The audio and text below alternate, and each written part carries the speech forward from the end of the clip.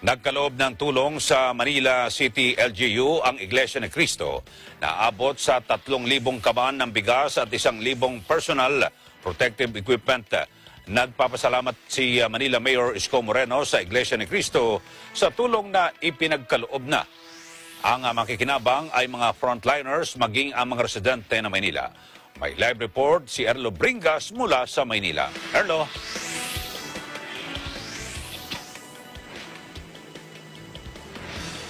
Eli, muli nga nagbigay ng tulong ang Iglesia ni Cristo para sa ating mga frontliners, maging sa ating mga kababayan. At sa pagkakataong ito, dito naman nga nagbigay ng tulong sa lungsod ng Maynila. Nagkaloob ng tulong ang Iglesia ni Cristo sa Manila City Local Government Unit ng mga personal protective equipment at sako-sakong bigas ngayong araw. Kanina, personal na tinanggap ni Manila Mayor Isko Moreno sa Central Office ang mga nasabing donasyon. Personal na nagtungo sa Central Office ang alkalde para magpasalamat sa INC sa mga tulong na ipinagkaloob sa kanila.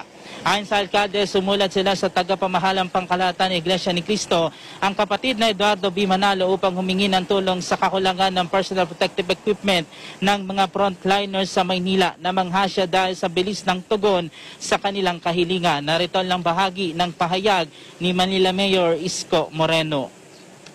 Sumulat ako kay Eduardo na baka sakali na mayroong extra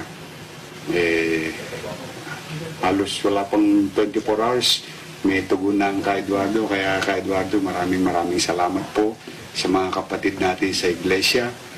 Maraming salamat sa tulong ninyo. Malaking bagay po ito. Talagang magagamit ito. Umasa naman kayo, pati yung bigas, ang hiningi ko lang po PPE. No, ginawa pa ng Tajun, ginawa pa 2,000, no? From 1,000 to 2,000, saka yung 3,000 sakong bigas. Umasa kayo sa mga kapatid natin sa iglesia, kay Eduardo, makararating po yun sa tamang tao, yung taong nangangailangan.